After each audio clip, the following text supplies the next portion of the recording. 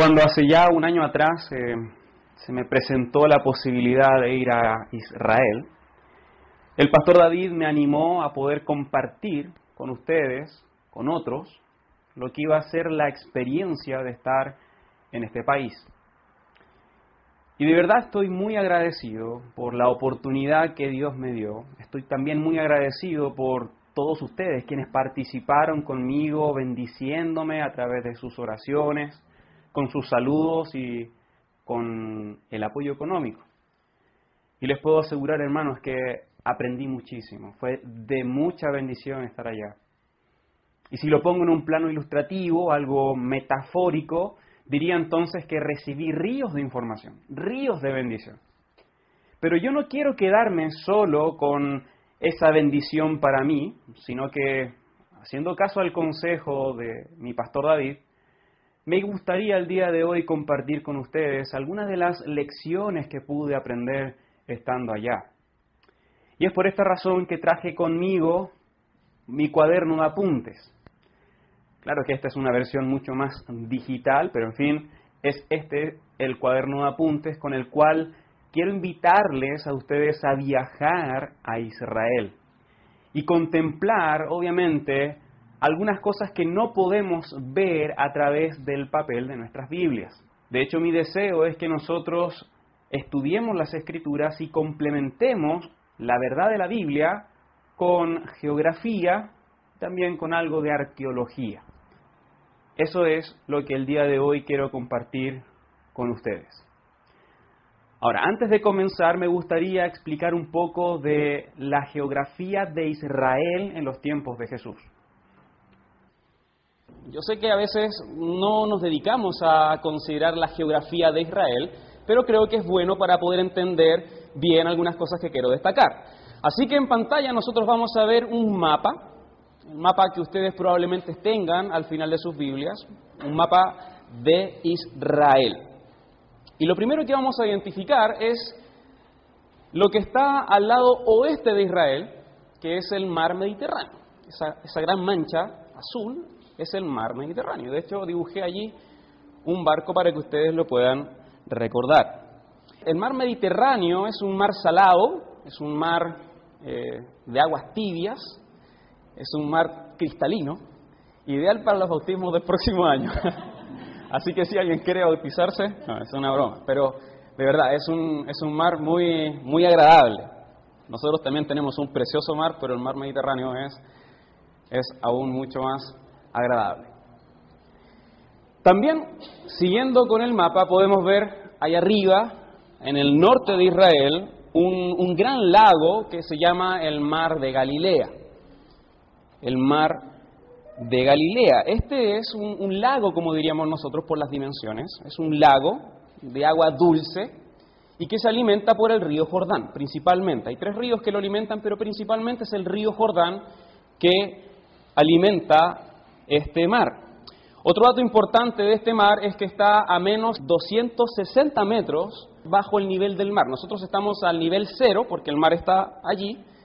El mar de Galilea está a menos 260 metros bajo el nivel del mar. Esto, más los vientos y las presiones, provoca que se generen tormentas así, repentinamente. Esta situación explica por qué nosotros vemos en la Biblia que de repente iban los discípulos atravesando el mar de Galilea y de repente se levanta una gran tempestad. Bueno, porque está a menos 260 metros bajo el nivel del mar, junto que con los vientos y la presión se generan estos fenómenos repentinos. También el mar de Galilea es llamado en la Biblia el Tiberíades y también el Genesaret. Así que si nosotros leyendo el Nuevo Testamento encontramos con el Tiberíades o el Genesaret, estamos hablando del mismo mar, el mar de Galilea. También otro dato importante es que este es el mar donde Pedro, Jacobo, Juan estaban pescando y echaban las redes cuando Jesús pasó y les dijo, hey, echen un poco más y van a sacar una gran cantidad de peces. Este es el mar, este es el lago donde Pedro, Jacobo y Juan pescaban. Así que este es un lago importante y que nosotros vamos a ver muchas veces a lo largo del Nuevo Testamento. Un poco más abajo vamos a tener otro mar, otro gran lago, mucho más grande que el el mar de Galilea, que se llama el Mar Muerto.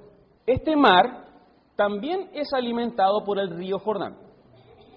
De hecho, nosotros vemos que acá es que nace el río Jordán, alimenta al mar de Galilea y después el río Jordán sigue su flujo hasta llegar al Mar Muerto.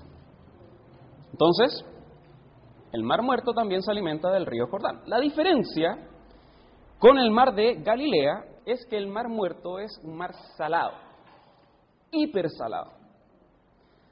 Ahora, yo me hice la pregunta al menos, ¿cómo puede ser que un mar sea salado o este lago sea salado si lo alimenta un río de agua dulce?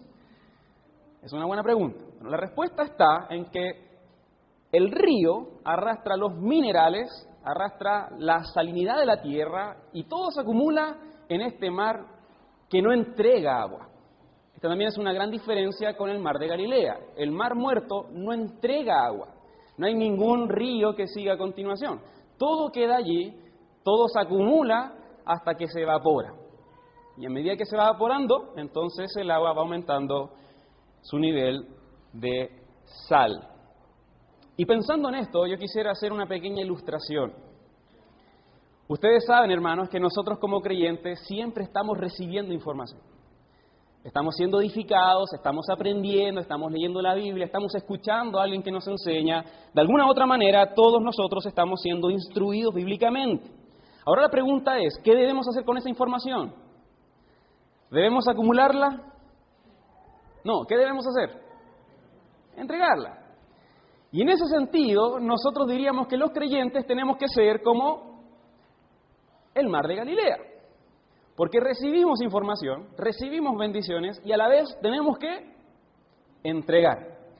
Por su contraparte, nosotros no debemos ser como el Mar Muerto. Los creyentes no debemos ser como el Mar Muerto, porque el Mar Muerto solamente recibe, solamente se acumula de todo lo que recibe hasta que se evapora y se vuelve un mar salado. El creyente no tiene que ser un creyente salado. Tiene que ser un creyente dulce, tiene que entregar, tiene que aprender, tiene que entregar, tiene que recibir, tiene que compartir, tiene que ser guiado por otros a Cristo y también tiene que guiar a otros a Cristo. Así que la ilustración es eso, no nos quedemos sin vida como el Mar Muerto, sino que seamos como este mar de Galilea que recibe y que es de bendición a otros también. Ahora que nosotros hemos identificado los mares, quisiera también señalar al menos dos ciudades para que nos ubiquemos geográficamente. La primera ciudad es la ciudad de Jerusalén, una ciudad muy importante a lo largo de toda la Biblia. Y la otra ciudad que quiero señalar, que es donde quiero que vayamos nosotros el día de hoy, se encuentra en la región de Galilea. Esa es la región de Galilea. También es una región muy importante porque allí nosotros encontramos gran parte del ministerio de nuestro Señor Jesucristo aquí en la tierra. Ahora yo voy a aumentar un poco esta imagen, voy a dirigirme, enfocarme en lo que es el mar de Galilea. Ahí tenemos entonces la misma imagen pero aumentada. Y desde ya podemos ver algunos nombres. A ver si me ayudan con esto. Tenemos algunos nombres, algunas ciudades. ¿Qué dice ahí? Tiberias, Magdala, Genesaret, este es conocido, Capernaum, Corazín, Betsaida, tenemos acá Gadara, etc. Tenemos varias de las ciudades que están alrededor, o aldeas diría yo, varias de las aldeas que están alrededor de este mar de Galilea.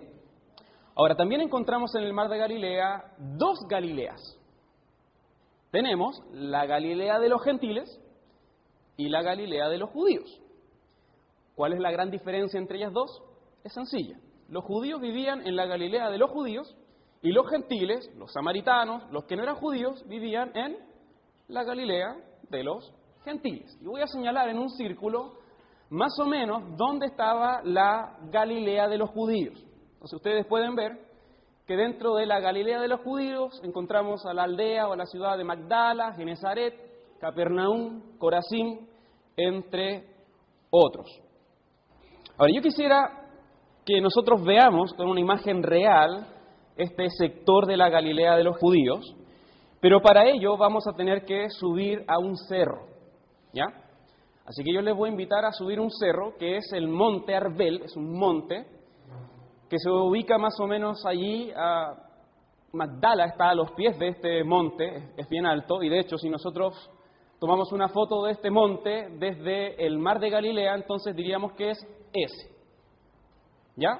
Desde allí yo quiero invitarles a subir para luego tener una imagen panorámica de lo que es la Galilea, de los judíos, y de hecho allí estoy yo, ¿ya? Con todos ustedes. Vamos entonces a ver la fotografía. Aquí estamos sobre el Monte Arbel, y lo que ustedes están viendo acá es el mar de Galilea, y luego todas las ciudades que corresponden a la Galilea de los judíos. Ciudades como, por ejemplo, ya hemos señalado, Magdala, que está a los pies del Monte Arbel, no es esa, pero sí está un poco más abajo. Capernaum, que está por allí, donde nosotros encontramos la casa de Pedro, por ejemplo, donde vivía con su familia. Y Corazín, que también siguiendo por alrededor del lago, entonces vamos a encontrarnos con una ciudad llamada Corazín, que está un poco más al interior. ¿Por qué son importantes estas ciudades?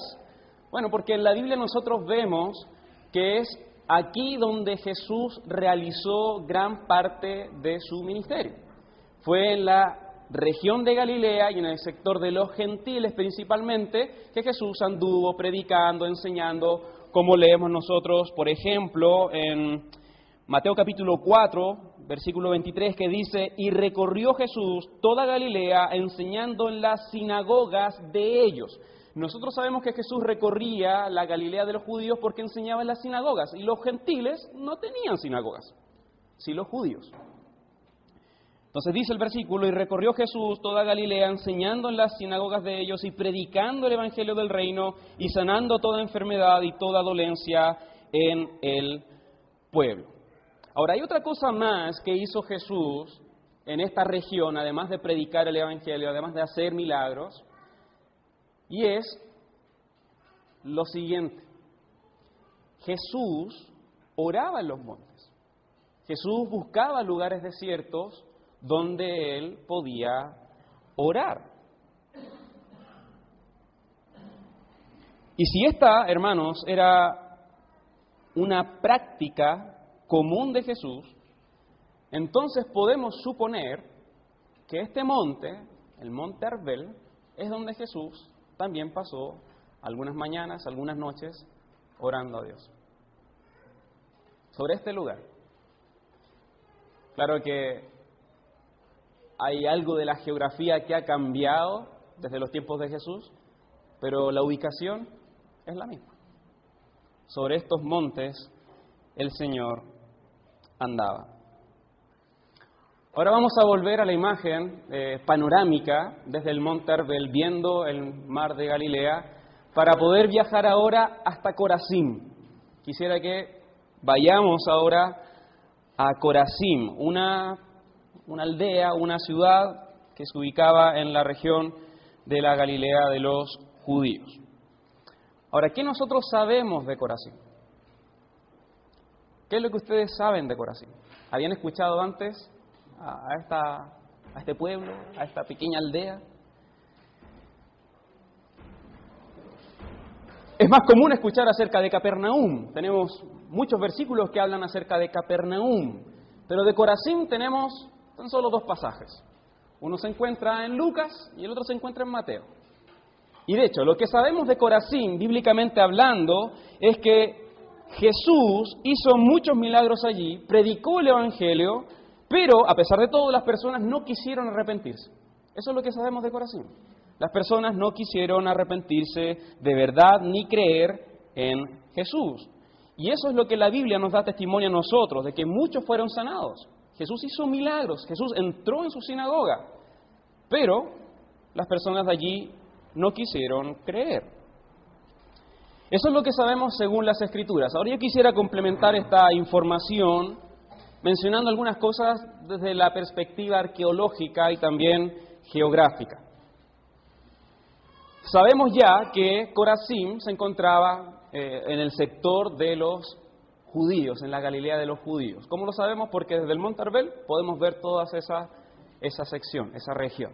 Así que sin duda Jesús predicó allí, y en lo que ustedes están viendo en la imagen es lo que son las ruinas de la sinagoga de Corazín. Sin duda Jesús predicó allí. Claro que a través de los tiempos la ciudad fue cambiando un poco. Lo que tenemos ahí en pantalla son las ruinas de unas de las sinagogas que probablemente estuvieron en la época de Jesús, probablemente. Pero lo que sí sabemos es que Jesús estuvo en la ciudad, en este lugar, y predicó e hizo milagros. ¿Qué más podemos saber? También sabemos que era una ciudad completamente religiosa, eran judíos. Y dentro de la ciudad, dentro de las ruinas de la ciudad, se encontraron baños rituales, por ejemplo. Era necesario que los judíos que presentaban ofrenda o que se reunían dentro de las sinagogas, entonces tenían que pasar por este ritual de baños, de limpieza, de purificación.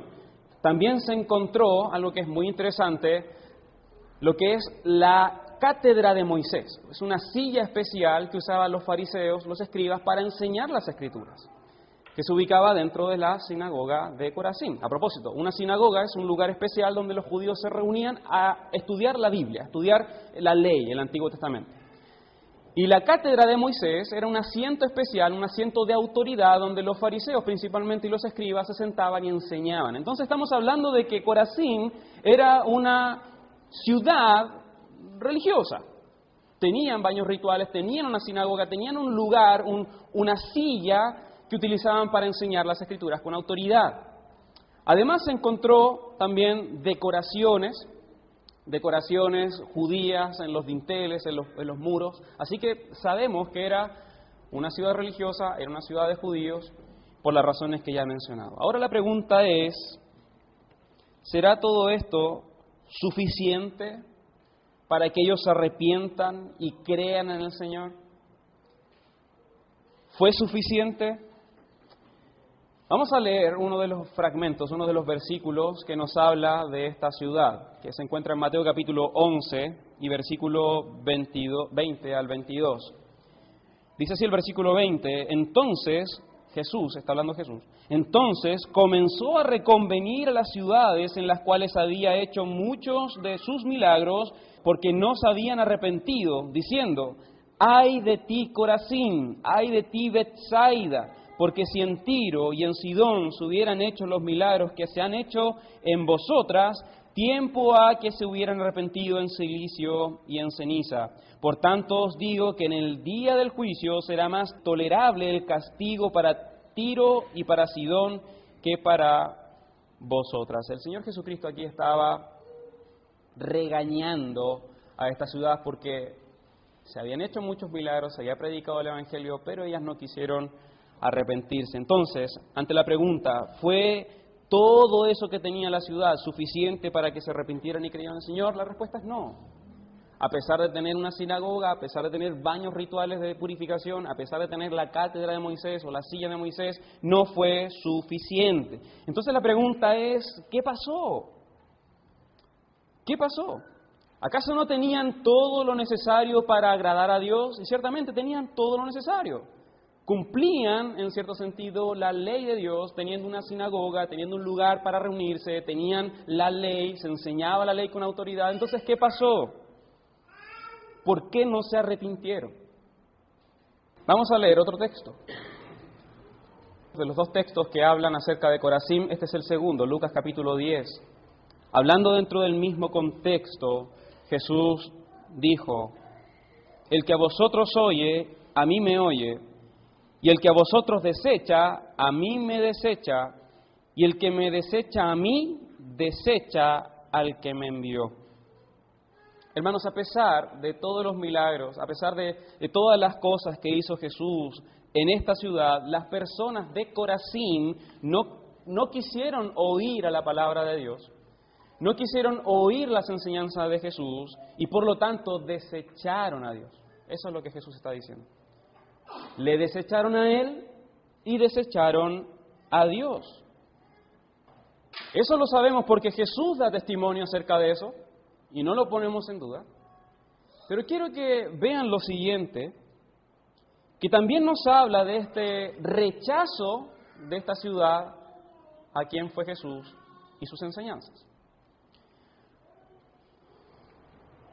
Lo que ustedes van a ver ahora son algunas de las imágenes que los judíos comúnmente hacían en los murales, en las vigas, en los postes.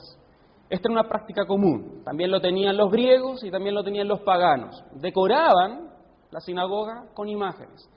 ¿Cuál era la diferencia entre los judíos, los que son religiosos, con los paganos y los griegos? ¿Cuál es la diferencia? La diferencia era que los judíos no admitían imágenes de hombres ni de dioses dentro de sus decoraciones.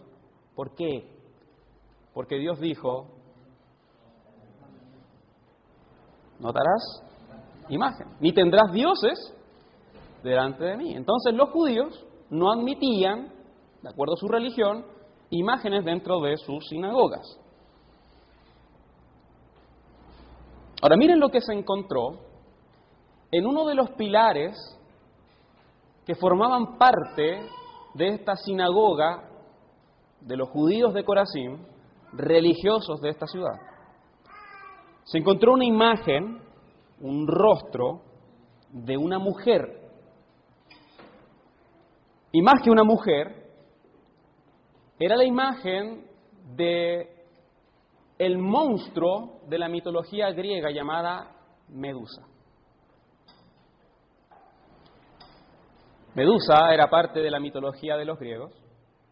Medusa tenía, según los griegos, la habilidad de convertir a la gente en piedra cuando uno la miraba directamente a los ojos.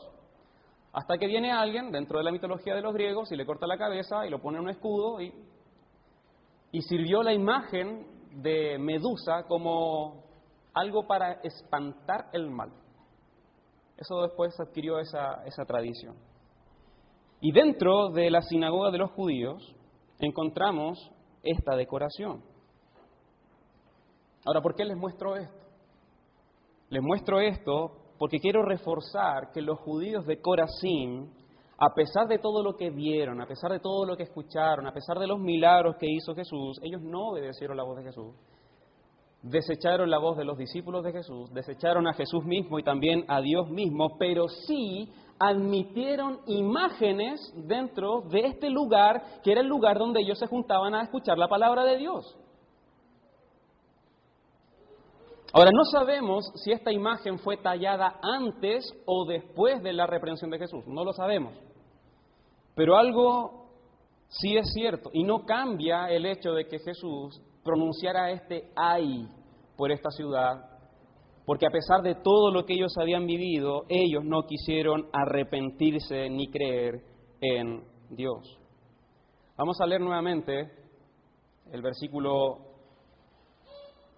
los versículos 20 y 21 del capítulo 11 de Mateo. Dice nuevamente Jesús: entonces comenzó a reconvenir a las ciudades en las cuales había hecho muchos de sus milagros, porque no se habían arrepentido, diciendo: ay de ti, Corazín. La palabra allí para reconvenir es lo mismo que nosotros entendemos como reprochar, como reprender. Jesús estaba regañando a sus propios hermanos, a los judíos, porque ellos no querían escuchar la palabra de Dios. Y la razón de por qué los estaba reprendiendo, lo dice el texto, porque ellos no se habían arrepentido.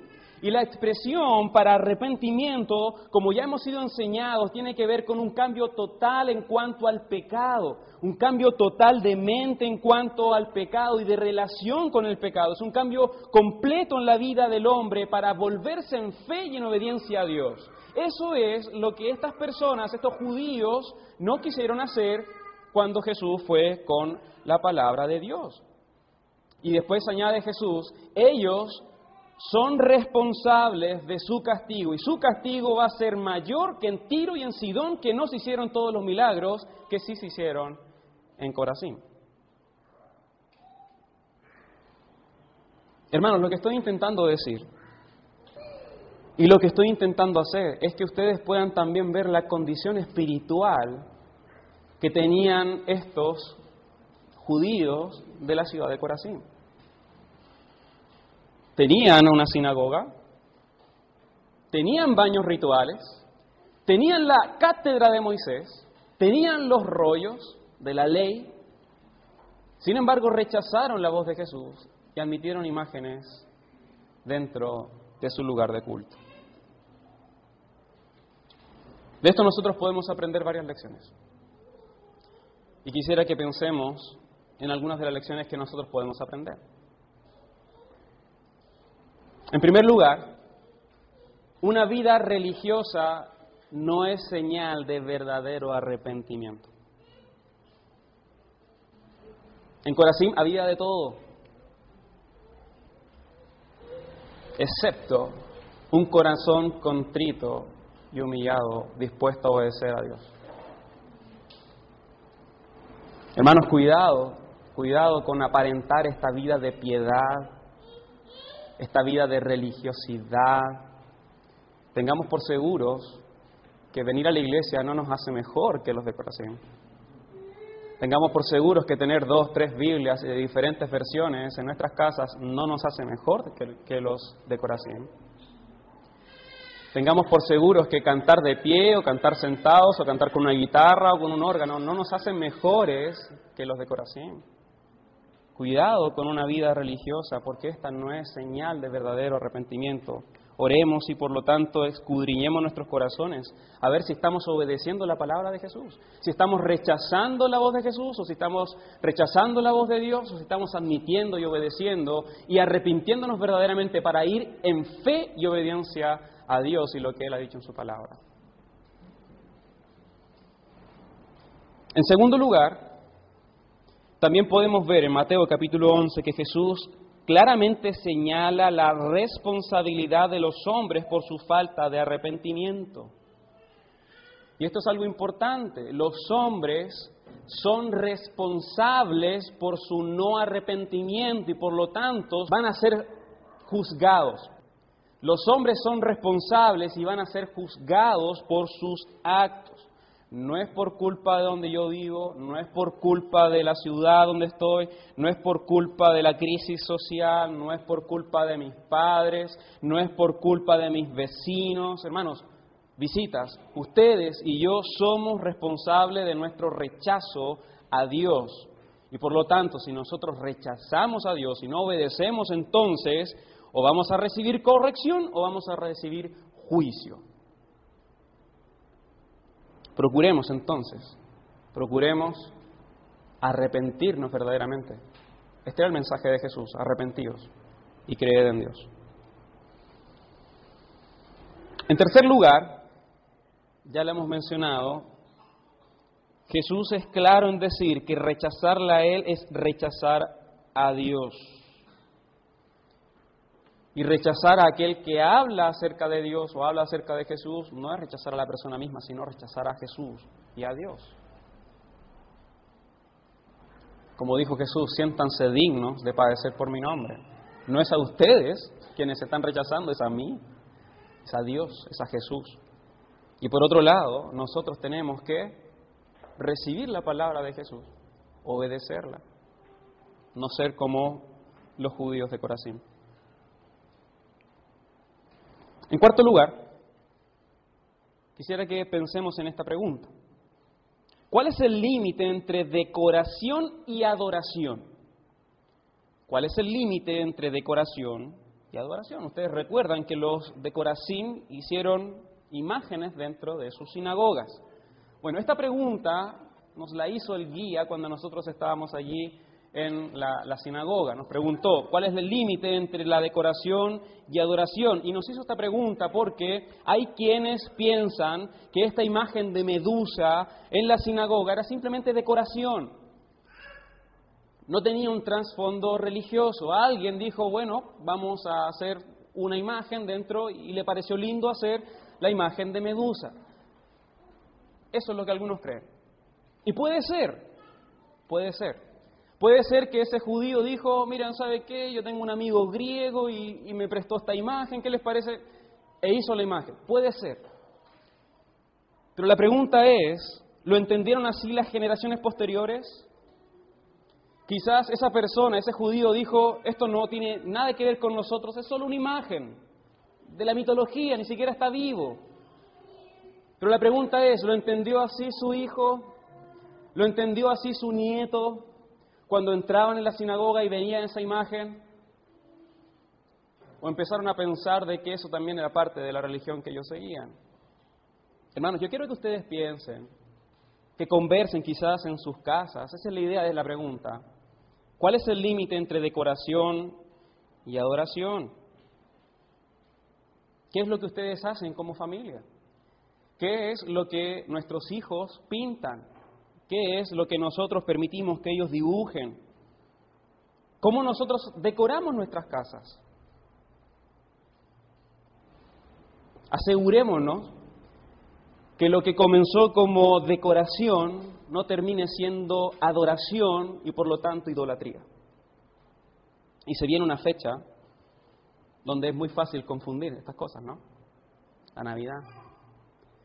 Asegurémonos que lo que comenzó como decoración no termine siendo adoración y por lo tanto idolatría. Finalmente quiero mencionar y recordar aquel mensaje que Jesús enseñó cuando estuvo en Corazín. Hermanos, visitas, cuando Jesús recorrió estos lugares, entraba en las sinagogas de ellos y les decía: arrepiéntanse de sus pecados. El Dios Santo demanda de todos nosotros arrepentimiento. Vuélvanse a Dios y crean que yo soy el Salvador. Crean que yo soy el Mesías, les decía el Señor. Crean que yo soy el Rey que viene en el nombre de Dios. Y esta tarde ya yo quisiera terminar con estas mismas palabras del Señor. Jesús es el Rey. Jesús es el Salvador. Jesús es el Hijo de Dios y Dios mismo encarnado. Y como Rey manda a los hombres a que se arrepientan de sus pecados y que se acerquen en fe y obediencia a Él. Por lo tanto, mi exhortación es que escuchemos a Jesús, no desechemos a Jesús. Escuchemos a Jesús. Vamos a orar.